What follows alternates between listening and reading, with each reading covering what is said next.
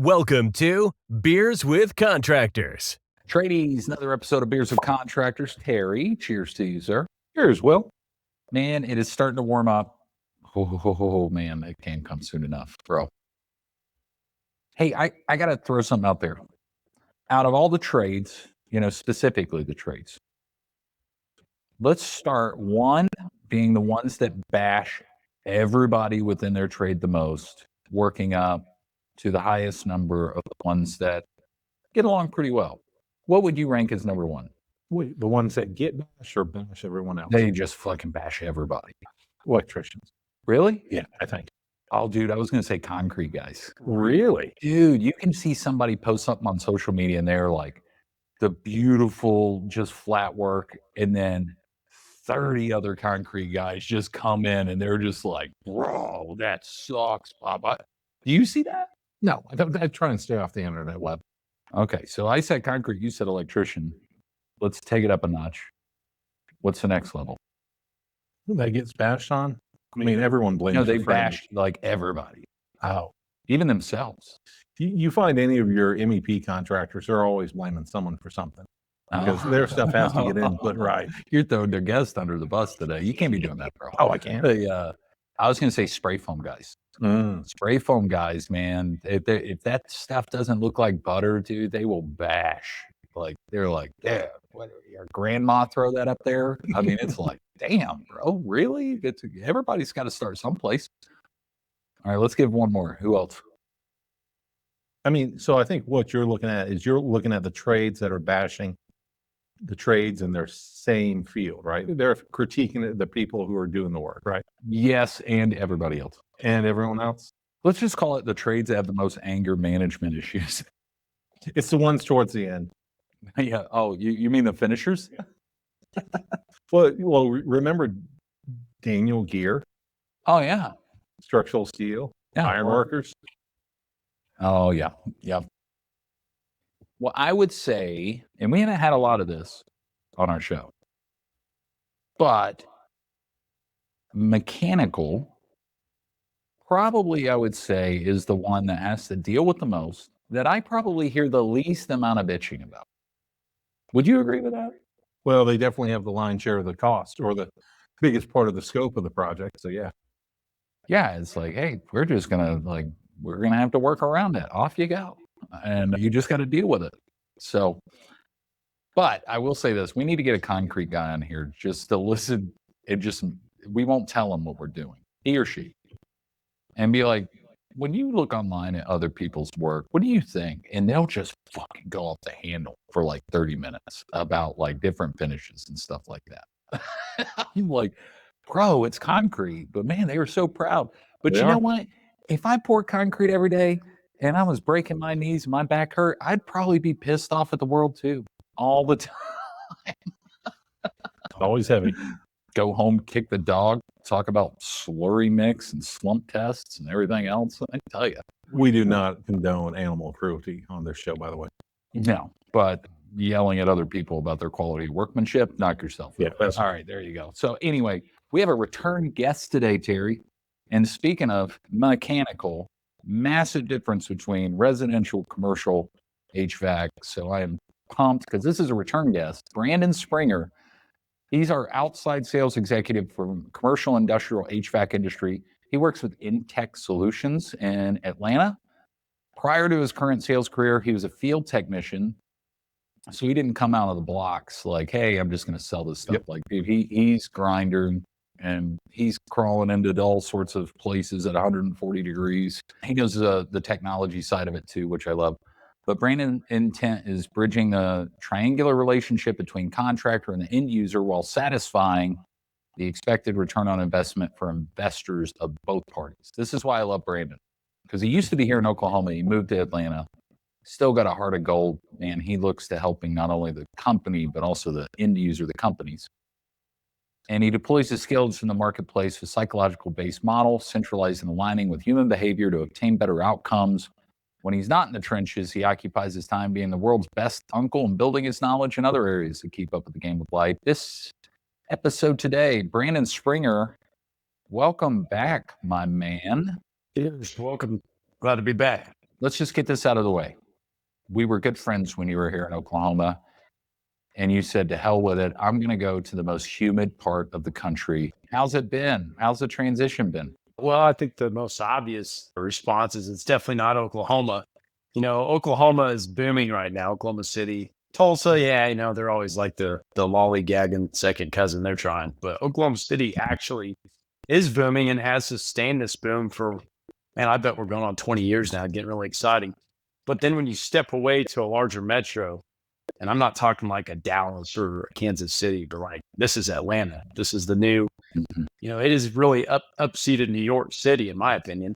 And it's just 100 times more buildings, way more people, the traffic. No, there's no traffic laws. You drive as fast as you want. Don't use your blinker. Like you're in somebody's way if you're stopping at a red light and using your blinker. Just pedal to the metal and go. So it's been a difficult transition, actually. It's a more transactional market here as far as what I sell and heat and air. So there's been some little twists. That's why I mentioned the psychology and human behavior part, because you're still selling to humans. Like you're still doing business with people. Yep. So, well, and I want to break that down, Brandon. First off, the driving habits of ATL. I'm just kidding. We're not going to get into that. What a madhouse Atlanta is. It's like Dallas, for crying out loud. But yes, I think there's like this misconception with a lot of folks that like commercial HVAC versus residential. And I think a lot of residential want to get into commercial, but it's a different monster. And you've always lived in the commercial world and succeeded at it. Like, what is sometimes the biggest ways that people kind of misconstrue the difference between truly residential, truly commercial? I think the first immediate thing that comes to my mind, and really this is blind to commercial or residential, it's that companies, they don't look into marketing or maybe the training they're giving their technicians. For example, let's say in the residential market, you have technicians that they can do a repair write-up and maybe they get a spiff on that. So if the residential customer says, yeah, we'll go forward with that blower motor. Yeah, well, actually, you're right. We need to replace our unit. The technician might get a little spiff off that. So people carry that kind of, behavior, if you will, into commercial, and they use the discount language. They use the, we'll do this free survey, free property survey. They get boxed in. So I think the largest difference though, between residential and commercial, you guys know this immediately, is you have one buyer in residential. That's the person writing the check or swiping their card. If I am doing business or trying to solicit business with a high rise in downtown Atlanta, my first question is it owner occupied? Is it owner operated, like owner direct, as we would say? Or is it property owner who's, paying a property management team? There's 122 tenants, and dependent upon their lease, maybe they pay for repairs or repairs only and not replacements of the unit. So, as a contractor, in my opinion, you have to understand, first off, who's your buyer? Who are you selling to? Who are you performing the work for that's actually going to write the check? Because you may be doing the work for somebody else and somebody else writes the check. And for some reason, that's completely missed. I don't know why that's such a hard one, but it really hangs some people up. Well, is it because people are just afraid, like, hey, who's the decision maker here? Yeah, well, they'll ask that question too. There's really 3 to 4 areas of selling. You guys have seen movies like Glengarry, Glen Ross, some of those old sales movies, right? Where it's like boiler room selling, pressure, pressure, pressure. You still hear some of those tactics today. You just put the contract down, set the pen down, and shut up. Well, that's a pressure tactic, man. What does that really accomplish? So we started seeing that was an issue, and then came the consultative era of selling. Now I'm working on, I got a nice proposal, and we're going to set up meetings and just kind of, smooth it out. Don't be so high pressure. Just it's consultative. We're working with you. And that worked for a while, really before the internet, or in the young days of the internet, when people, they had to buy from you. Now people don't have to buy from you. What did we say last time on the podcast? Well, the Amazon mentality, right? Amazon culture. I can do my research. I can look at pricing. Sometimes commercial entities can go to the vendor that we buy from and just buy the material themselves, buy the parts themselves. So it really puts us in a bad spot. So now we're in what I call the intelligence era of selling, where you have to really commit to learning and understanding the way people behave, human behavior, the psychology, and ask way more harder qualifying questions up front. So for example, if you said, hey man, I got an email, hey, give us a quote on some new equipment. If I didn't ask you any questions and I just quote you new equipment and say, oh yeah, thanks for your time, Will, here's your quote. Well, I just gave you pricing. So now you can take it to somebody else, or you can do it yourself if you have a team, right? So the game has really changed as far as how a contractor's approach should be in the commercial space. I think it's important to understand, and your mechanical system, especially HVAC, has such a long-term impact on the overall operational cost of your project from the day it's turned on to the day it's demolished, right? How often are you having to educate the customers in terms of what might be a better choice for them? And have you seen a change where they're coming to you with more knowledge, actually asking for better and more efficient equipment? That is a great question. So I'll hit the efficiency part first. So think about this. This is wild. And really, COVID messed this up for a little bit because for a couple short years, we're so concerned and fascinated by the quality of our airflow. And then that went away. So people in our industry still say, talk about the energy efficiency and rebate programs. And it's still like this sexy term, efficiency. And it does matter. You can do things that will help you be more efficient in a building, but there's a serious price tag to that. And so, if you have old equipment think the building you used to be in, Will, your old offices, that was either pneumatics or very original, independent thermostats, way out of range, no control. The airflow was way off. If you were to upgrade that so it could be truly more efficient and save them utility energy bills over several years, the upfront cost of that would be ginormous. They wouldn't do it. And so this leads me to really teach people and educate them on, okay, who is your buyer? If you're in the commercial space and it's a not owner direct situation, you need to stop, because you're probably talking to a property management team who then has to take your quote to the building owner and they have to sell the idea. So I had one recently, this is probably the best example to answer your question, where he gave me a whole laundry list. We want to be efficient. We want a controls upgrade. We want repair recommendations, just 7 or 8 bullet points that most salespeople would be like, oh man, they're, busting at the chops ready to, I might get 5 or 6 quotes done out of this deal. And I didn't send them one. I was like, man, can we talk? Can I come to your property and talk? Because I know that you're not the buyer. You're going to take it to your boss, who's going to take it to let's call them the ownership team. But my question is always, okay, well, what's the attitude? I love asking that question. What is the attitude of like the property owner? And I start asking those types of questions, because think about the property owner. If he's been in the red for 4 years, and the building engineer told me this last week, he said, there's 4 buildings here. And the reason why we're not doing a lot of repairs, he gave me his opinion, but then he said, one of the 4 buildings was in the black. I said, he's going to be sitting on his cash. So 1 out of his 4 buildings was in the black and he was profitable. He's sitting on his hands, man. He's not going to be buying any of your repairs or replacements or anything like that.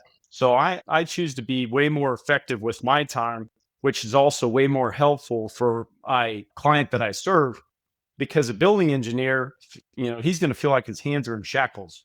If he knows in the back of his mind, well, I got my boss want me to source quotes from different contractors, price. He brings the quotes back to his boss. She looks at them.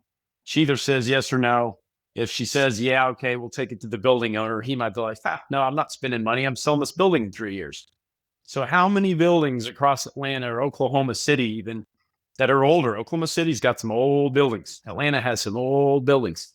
So they are just band-aiding the crap out of this until they can get by. Now, if they're invested in that building for a long period of time, then at some point, yes, they will have to do something.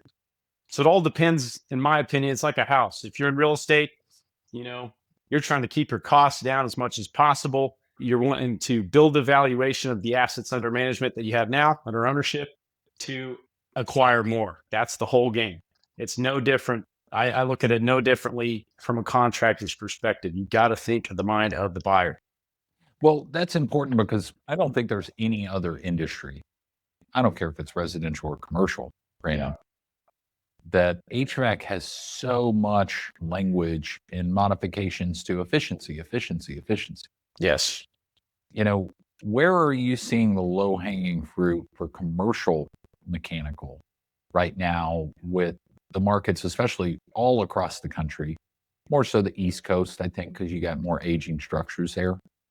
But where's the low hanging fruit for a lot of business owners and property owners that, man, if you just did this, like it's bang up, you're going to see an ROI and not get cut through the noise of all the tax rebates and all this shit that's going on. Oh, that's tough because it's so different between residential and commercial. I could Oh, you paint. mean that commercial doesn't just have 13 and 15 SEER units, so then we just install those on every single building, no matter what their 110,000? Yeah. kidding. Oh no, You they just do. look at the square footage and divide Yeah. by 500. I mean, that's all you Yeah. do. Don't even get me started. Yeah. So Oh, we're going to get residential. into some technical, and that's what I love about you, Brandon, is the technical side too. I do, and that's the hard part of how to bridge it because people, if you've been in the field or are very aware of the field, it's very easy to get too technical too early. So if it was residential, it's very simple. You say, hey, you have a 30-year-old system. This coil, I know you think about the radiator on your car. And you use like this old example of like a say it's a 1984 Carrier split system. It's like, hey, what was your first car, ma'am or sir? Oh, I had a 73 Pinto. I said a 73 Pinto. Let me ask you a question when you drive now. Oh, I had a 2023 Infiniti GX80, whatever. It's like, great. Which one do you think is more efficient? I'm not putting any context to that. It's a simple question. Well, obviously the newer one's more efficient. Okay, done. So I don't need to get too technical with that. In commercial, you kind of do because they have caught on to the BS lies that commercial contractors said, oh, this will make you more efficient. Think about a controls upgrade. The only way a controls upgrade, and what I mean by that is, say you have local thermostats like your old office building you used to have versus a computer where you can change all the set points. The only energy efficiency you're going to gain from that is the runtime of the equipment. There's some little bells and whistles on the equipment that might make it more efficient, and they do, but it's very nominal. So I think the biggest thing that I'm seeing a lot of contractors miss right now is reporting. People love digital reports. After the service call, if you can punch out a digital report, they get an email notification before your van's even left the property. People are big on reporting. They're spending way more money than residential. Repairs could cost anywhere from $5 to $10,000 in one trip. So yeah, reporting matters. They want to see the details. What did the guy do while he was here? So I think reporting, in my mind, is number one, and there's so many tools for that. Well, before we get into Terry's question, back to the vehicles. Terry, how is that Volkswagen Rabbit convertible that you've been driving? I mean, is it still Volkswagen thing all the way. Convertible thing. I have that. I had to pick the most obviously masculine vehicle to reference that. I have no problem doing it. Actually, I know you drive around town on the weekends on a tractor. So I think the listeners know that about you now. Attaboy, Terry. So, hey, Brandon, on that note, because people want reports, this is what's wild is you guys are coming into all sorts of new technology in the commercial space. Like, what's some of the cool technology that you guys are seeing with AI and reporting and real-time feedback and all that stuff that people were just like, oh, I didn't realize I needed this. But man, it has been awesome. So some of the latest and greatest, we'll say, I'll name drop them because I think they're doing a great job of being a pioneer in this aspect of the trades.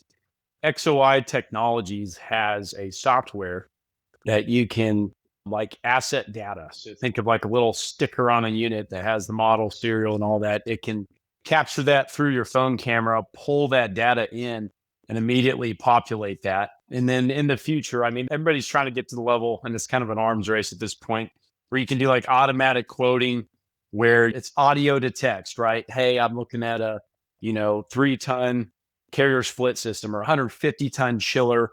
I need a condenser fan motor. And so that software then looks at the vendors. It's looking at pricing. It's going to calculate the typical labor rate, like factored labor hours to replace a motor, for example. And then it's going to pop out the quote. So they're trying to make it faster and give you that immediate reporting, via from the contractor to the customer. But then you have a new problem on your hand, because what are you doing at that point? If I am able to immediately populate a quote after repair, what if it's a larger one? What if it's, hey, Brandon, what would it cost us to change all 25 of these package units on our roof? No problem. Let me punch, beep, beep. It costs you about $500,000.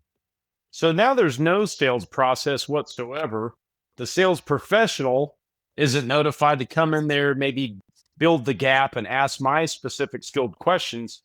So we've now taken this transactional market, if you will, and made it even more transactional.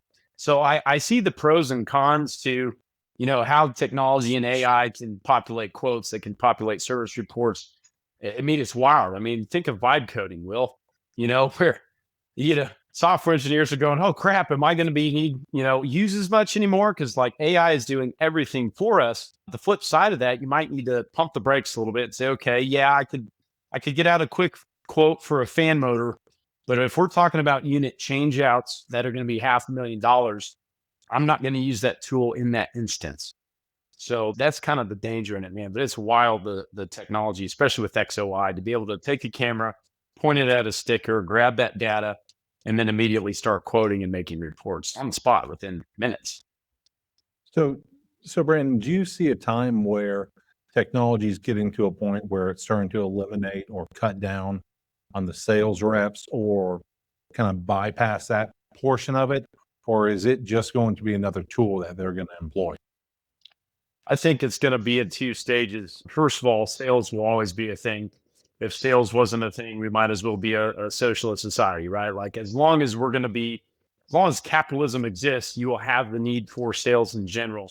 As AI, and this is just my personal unbiased opinion, as AI continues, however large this gets, it's going to create even a deeper craving for this human need to connect with somebody. Because anytime you pick up the phone and place a service call, or anytime, maybe you saw the tech, maybe you didn't, but people just say, I just want to talk to a person. Can I just talk to a person? Commercial clients, they love their reporting, but at some point in time, it's going to get kind of cute where they're like, I'm staring at a bunch of quotes. I don't know what to do. Then enter the skilled salesperson who can walk them through, okay, Mr. Building Owner, just so I understand, like, what's your attitude towards this property? What are your goals with this property? Just so I understand, what's kind of your ideal criteria with what we're talking about right now? With your old ass pneumatic system, yes, it needs to go, but it doesn't have to go. No, hold on. Terry, with that old ass pneumatic system, I'm just kidding.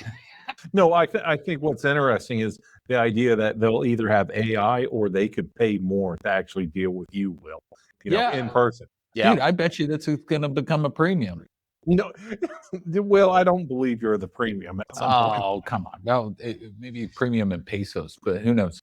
But they will pay the premium. You just said the end point, Terry, because as we get more transactional, we are all going to look the what? We're all going to look the same.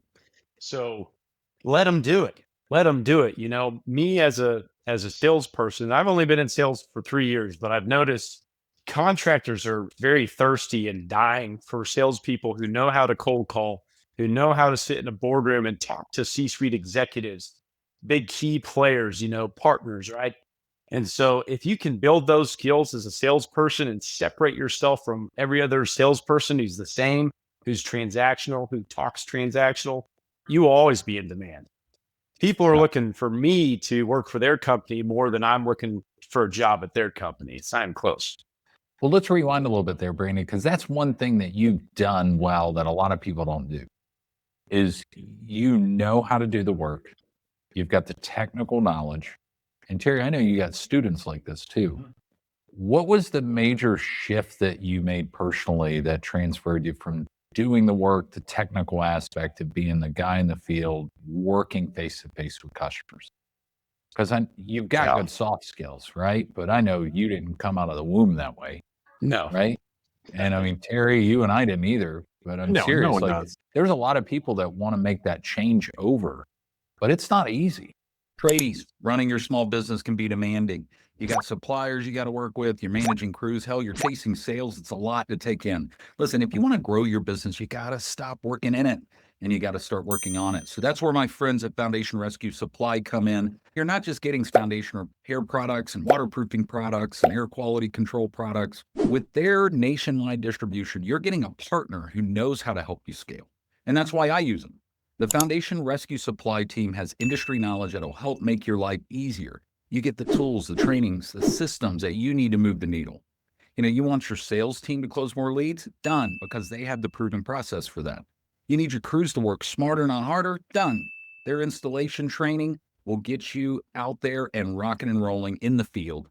With Foundation Rescue Supply, you're not just buying materials here, you're buying a better business system that they have helped create. And you sell more, you install more, and you grow your team. So the bottom line is this: you get best industry pricing, you get field productivity on track, and you get more revenue out of everybody on your team. So this is your chance to step up, scale up, and thrive. If you are ready to make that happen, head to foundationrescuesupply.com, check out their catalog, and speak to my friends, their team, how you can take beyond the products with your company with Foundation Rescue Supply. No, not at all. I actually remember the specific moment in time where I drove home that night from a good old hard day in sales and thought, man, I got to do something different. And, most salespeople, and this could be people who've been in the field or been in sales for 30 years.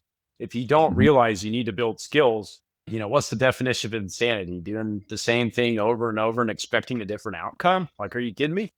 So I realized very early, it was with a private school actually, and my solution could help them.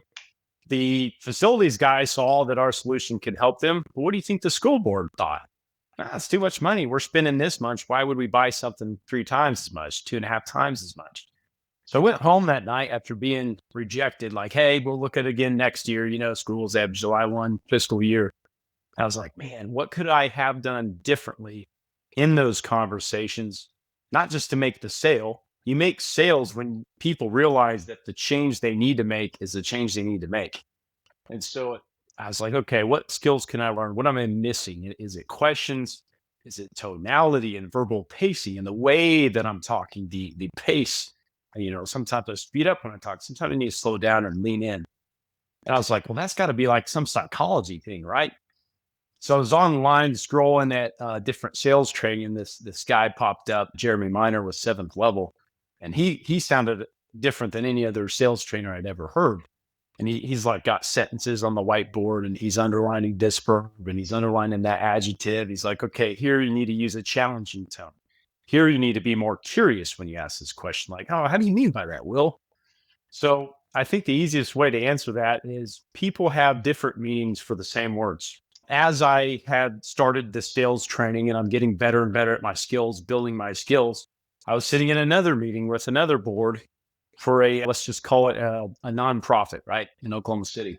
And the CEO, she leaned in and she's concerned. They know they need to make a change. She's like, Brandon, we just want some robust maintenance. And I looked at her, I went, robust? Robust? Because I didn't know what she meant by that. I know what robust maintenance is. If I took, I worked at United Mechanical at the time. If I lined up 10 United technicians and ask all 10 of them, hey, what is robust maintenance in your opinion? I'm going to get 10 different answers. So I think when you realize you're being far too assumptive, why would you be technical if they don't even understand maintenance in the first place? Think about foundation repairs, Will, right? I know a little bit about foundations, but I don't know all the technical stuff. If you started using all that technical jargon, I'd be like, yeah, cool, man. Just give me a quote. Then I'm going to look at the numbers.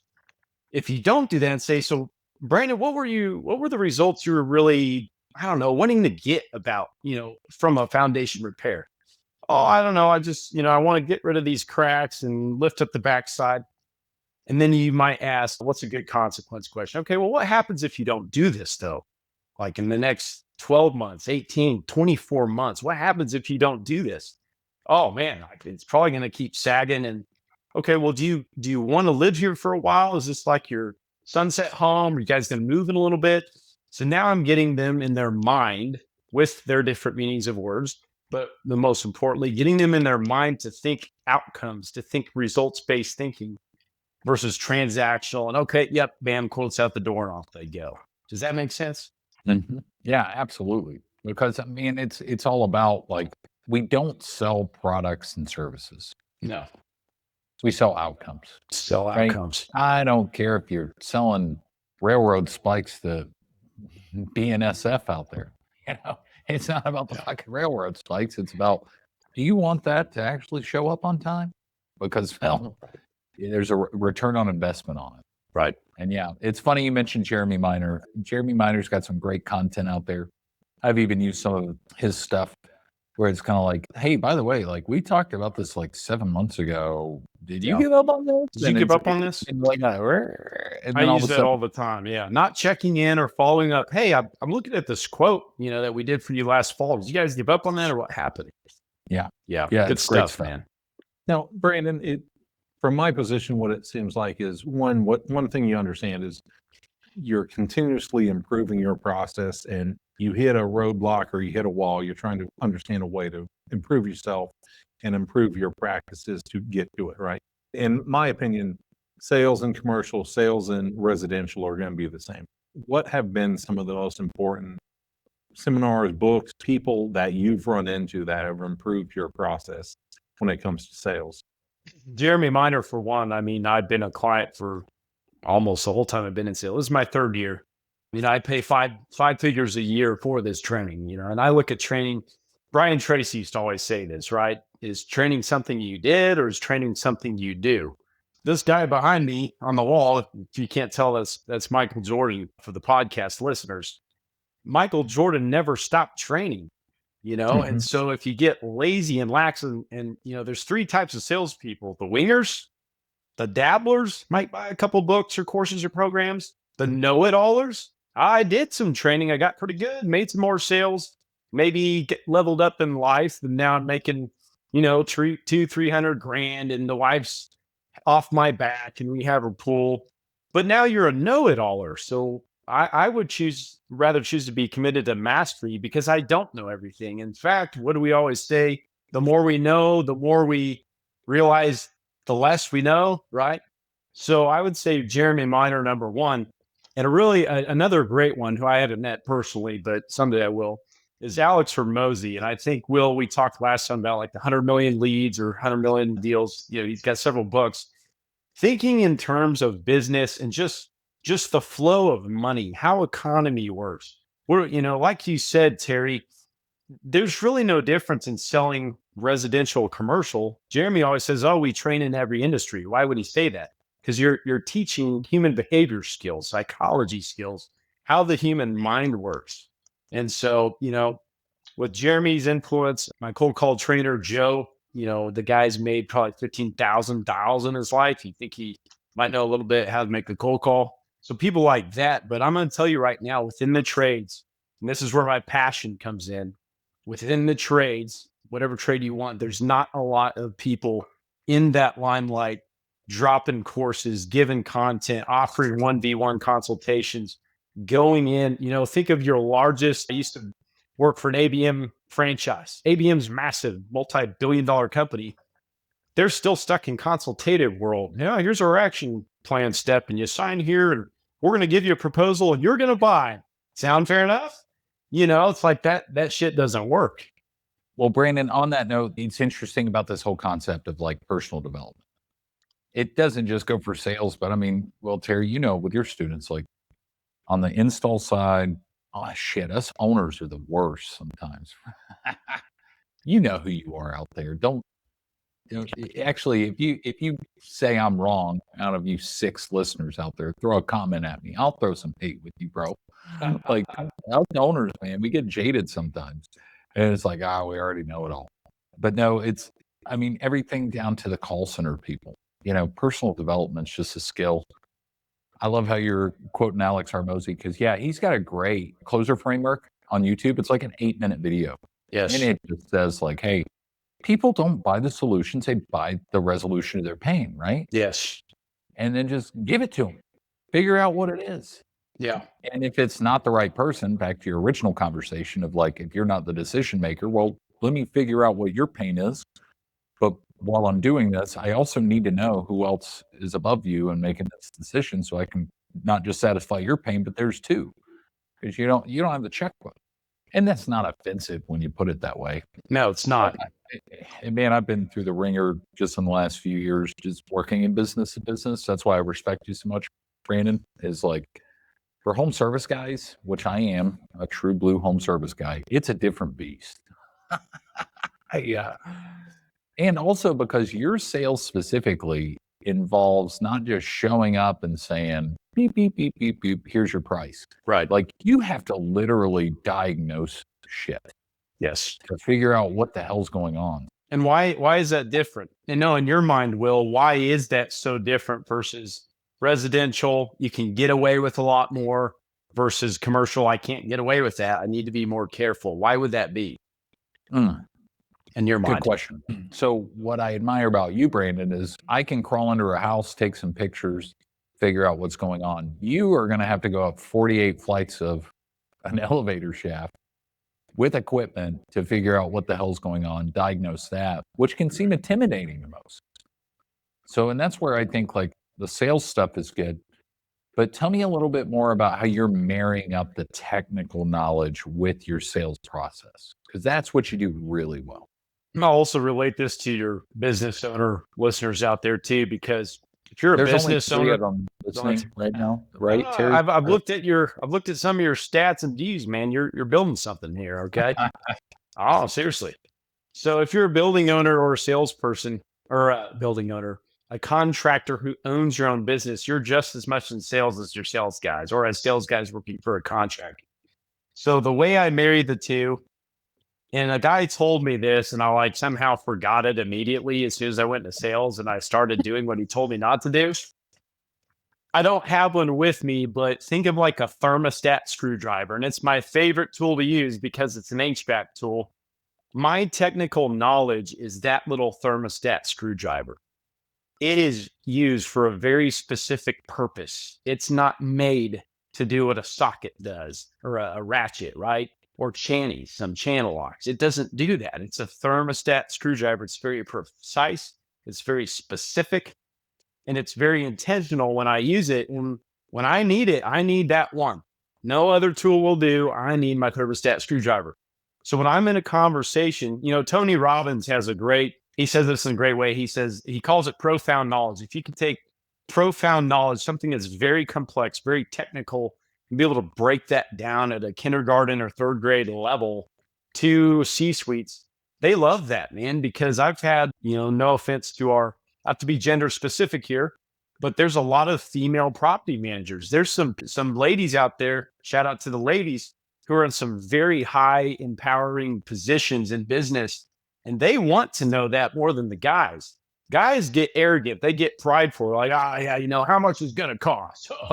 That's too much. You cut me a deal. But these ladies, man, you give them a chance. They ask some smart questions. So when it's time, Terry, to be technical in my sales process, that's more towards the end. First off, I might ask a little bit depending on who I'm talking to. If I'm talking to somebody with absolutely no technical knowledge whatsoever, they barely know what a VAD is or a chiller. They're like, yeah, chiller, it like makes the water cold, like that kind of level. Then I'm going to be very careful the technical things that I'm saying. As we get closer to the end, if we're building traction and let's say it's a larger deal, there's some serious dollar signs attached. The way that I marry those is to say, okay, and I'm always gauging men for their knowledge. That's very important. You need to kind of throw out what the cops have, when they're throwing out the spikes across the road, right? Like I'm going to throw things out there and see how you respond. That's how I'm going to gauge what I think your technical level of knowledge is. And if you're kind of coasting along with me, I'm going to get a little bit deeper and see if you can hang. I'm not going to tell you exactly the technical bullet points, but I might use, hey, that's a different refrigerant. Some people know what that means. Yeah, it's not R22. It's, 513A. Cool. We're talking the same language. So it really depends on who I'm talking to and the knowledge that I gauge them to have. But also, if they realize, an old building, for example, they know they have old shit and they want new shit. It's like, hey, can I show you the new stuff that you're kind of looking at buying, that you're looking at getting into here? let me show you some options of the new stuff you could have. You could get this new equipment with this refrigerant. And this points back to what you guys were saying earlier about efficiency. Hey, this one with this new refrigerant that the EPA is mandating is more efficient than this other new refrigerant. Okay, can I show you that? So instead of saying, hey, can I show you the differences in temp glide from this azeotropic blend versus this, single blend refrigerant, I don't use those words. I say, well, this one, yes, it does operate at a higher temperature. I don't say higher discharge temperature. It just, operates at a higher temperature, but it is more efficient. You're going to have more capacity, meaning you're going to get more juice out of the squeeze of this refrigerant than this one, right? So, Brandon, I think it's interesting from my position. You were here in Oklahoma, you've moved to Georgia, you're outside Atlanta, or you're working in Atlanta, and both of us, at least in Oklahoma, we realize the need for technical skills and technicians coming into the industry, right? Are you seeing the same thing there in Oklahoma? And what are you seeing that's actually bringing in people into the industry and the benefits that young people are realizing when they go and decide to be a HVAC tech or going into the trades? Absolutely. Well, the bell curve has definitely swung. Votex and vocational schools are seeing much higher enrollment. Local union schools, their enrollments are increasing. Atlanta's, always a couple miles ahead of your smaller markets because it's Atlanta, right? And what I've seen here is it's blowing my mind. So techs are able to make ridiculous amounts of money per hour, their hourly rate, if you will, than guys in Oklahoma are. Oklahoma is a healthier market, first off. I just want to say that. It's more competitive. The skill level required of a tech to make a certain amount of money is much better than Atlanta. Guys here have zero experience, maybe 0 to 2 years experience. They barely know what they're doing. And they're making salary before overtime, 110 grand a year. Like, it's crazy. So that's kind of that's not a good deal because we're kind of dealing with inflation. So there's no better time than now to be in a trade because you're going to make great money right off the rip. The problem is, the contractors are like, man, I have to pay pay this rookie $35 an hour just to have them. What about your skilled guys? You guys have been in the field for 5, 10, 15, 20 years. What's their price tag? So if you're a technician or if you're somebody thinking about the trades, I don't care what age you are, because even some of the guys in their, let's say, 40s or 50s, I'm seeing those guys jump into the trade because they're like, screw it. I'm done with the office. I'm done pushing this paper through the mill. I'm going to learn something, man. And they get excited about it. They're ready to go to school. They want to learn these skills. I love that. I love that our industry's getting that light now. The blue collar is freaking blue collar, baby. We are the tip of the spear. And I love that. But I'm scared to death of what that's going to do to the transactional relationship of our market and the pain the contractors are already going through. For their costs are going up. I'm not going to tell you the details of how much the company I work for now has increased their service rates over the past few years just to be competitive, just to be healthy, profitability wise. But it's tough, man.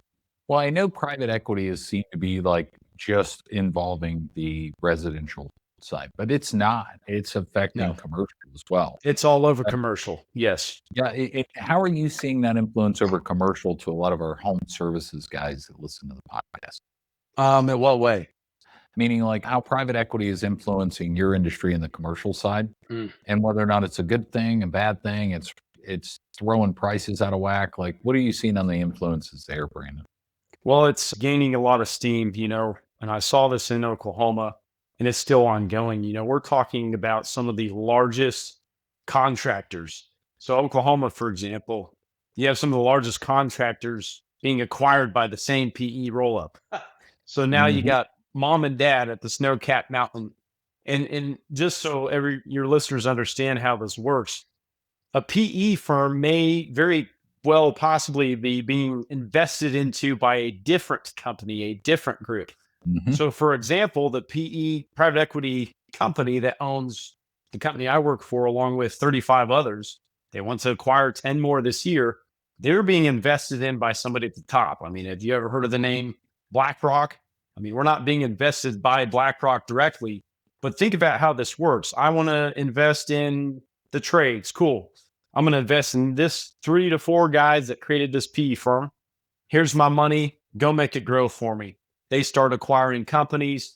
They inherit all the problems and the hairy, scary monsters and beetles under the rock of the companies they acquire. And they're changing rates immediately. They're making their margins spike. Like if you're rolling in the low 30s, all of a sudden, like, yeah, no, I want it like upper 40s to 50s. You can't do that in a commercial market. Sorry, you're not going to have any business.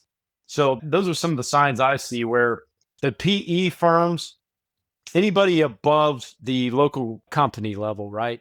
If they don't understand the trade, if they don't understand how to do business in the trades, or how to sell in the trades, or how to staff from all those things, all the unique things that come with being in the trades, as both of you very well know, then you're all open to a lot of problems because your rates are going to be way off.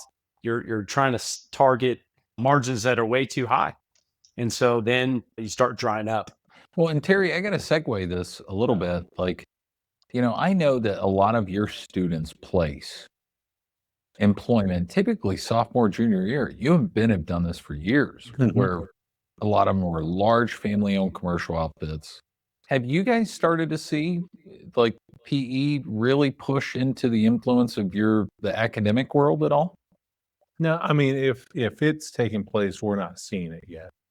I mean, we are seeing companies kind of roll up into, we're seeing some of the specialty trades that will roll up into individual or larger companies and kind of get consolidated.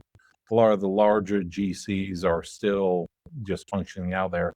And then you have those private general contractors that are operating. I haven't seen, but our interactions with them, they're probably not having that conversation with us just yet. If they've had someone come to them and say, hey, we like what you do, let's have a conversation and see if we can help take you to that next level. Yeah, I mean, we work with those Manhattans, the J.E. Dunns of the world. They're $100 million a year, multiple $100 million a year commercial construction companies, but they're still family owned. Right. So think about that, Will. Take that example. And this construction runs at way lower margins. You have to. It's a different ball game. Yeah. So imagine, what's a good example? I'm trying not to give away too much math here. So let's say in the commercial realm, we won't be specific to any geographical area of the country, but let's say in commercial, just to stay in business, you better be, above 30%. I think that's a very easy rule of thumb. If you are a private company, like a family-owned contractor, and you're larger, you're running service probably upper 30s into the 40s if you can. So private equity comes in who does not understand the industry, the HVAC, the plumbing, electrical. HVAC's the big one because it's just a different animal. So I would like to safely assume there's more issues after private equity firms buy HVAC contractors than everyone else. You don't always have straight costs, like fixed costs. And so, if you're sprinkling in, 47% margin, and the company you just acquired for the past 30 years has been rolling at, 27 to 33, well, what do you think's going to happen? People without knowing it are going to be like, damn, these dollar signs are getting a lot higher in these quotes. I think I'm going to look somewhere else to other competitors who have not been acquired by PE yet, and they're still rolling at their same margins and barely increasing their rates each year. So, it's almost like getting that shock of cold water. We see these trends of dunking your face in an ice bucket of water. That's what they're doing to these contractors in relation to their current clients in the marketplace, and it's a disaster. Yeah. Well, you will know when private equity slowly penetrates into the world of academia, when Terry shows up with a gold chain and Polly, dude, I'd applaud you, bro. Man, I know your salary. I keep trying to, I swear, if I could be sold like NASCAR, just kind of go ahead and get your brand wherever you Get want the in front of that. Just boom, boom, boom, boom. Yeah. I love it. I don't love it, but I would love it for you. You'd Terry. appreciate it. Yeah, because Terry and I get a lot of the world's beers actually to talk about entrepreneurship versus academia, and Terry does well with his commercial properties and all that. But That's interesting though, isn't it, Will? If we start seeing that, I'm just trying to picture in my head what that would look like. Because you're right, Terry. I haven't quite seen that yet. If it is happening, which I don't doubt that it is. Huh? If it is, Terry ain't gonna tell you. No, You'll yeah, just notice it I'll find out through on the my own. transition of his view. Like he shows up in a new G-Wagon. It's like, Terry's over on the beach. What are you doing, man? That's No, I mean, what is interesting is, you know, you kind of allude to it, and it's one thing that we're seeing. You talk about the pay rates for technicians entering into the industry, right? And then we have students, and the majority of the students I see will go out and be assistant project managers, field engineers, right? And they're on that general contractor management track, right? And they're in a 2-year or a 4-year program, and they're coming out and they're competing.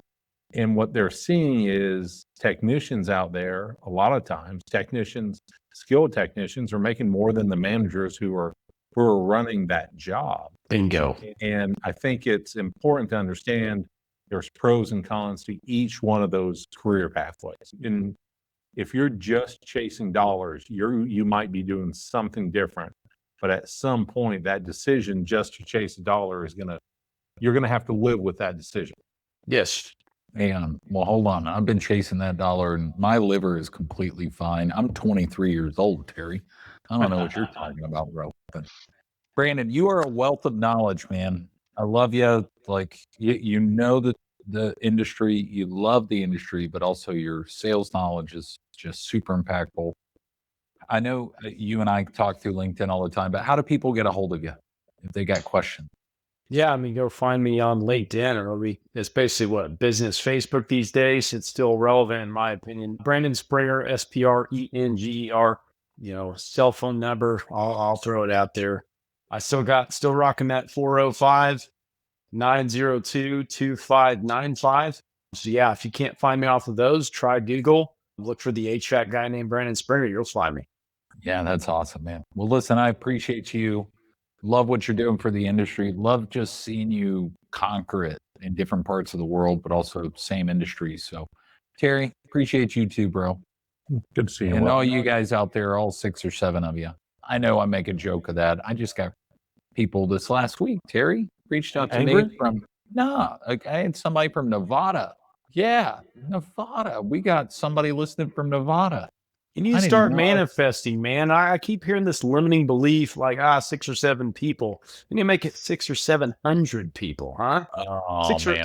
6 or We 7,000. Let's go. Y'all know who you are out there because every time y'all reach out to me, you're like, I'm one of the 6 or 7 listeners. And I love it. I love it. I love it. We got a special little crowd. You out need there. like a top-rated listener out of 6, like a little trophy. Like, hey, you were 1 out of 6 this year. Hey, my listeners would do that. Remember MySpace, man, when you had to rank your top 10 friends? You remember that? And you had to dump your mom off MySpace Oh, that's because you funny. had some girl you liked on MySpace? Bro, that was harsh. I'll do that. I'll bring it back to Beers and Contractors top 10. Make the Hunger Games out of it. I'll make you guys fight over it. Anyway, I appreciate you guys out there listening. Brandon, appreciate you. Terry, appreciate you. We'll see you next week, guys. Peace. And that's a wrap for today's episode of Beers with Contractors. We hope you enjoyed our chat as much as we did. Before we say our final goodbyes, a friendly reminder. Beers with Contractors encourages responsible drinking. If you choose to enjoy a beverage during our time together, please do so in moderation and only if you're of legal drinking age in your country or state. Furthermore, the advice and insights shared in this podcast are for informational purposes only. Always consult with professionals and experts in your field, and be sure to follow local laws and regulations regarding licensing and permits. We're here to help, entertain, and inspire, but your safety and compliance are important. So, as you head out into the world of construction and contracting, remember to build responsibly and make decisions that stand the test of time. Thanks for joining us today. We'll catch you on the next episode of Beers with Contractors. Until then, cheers to your success.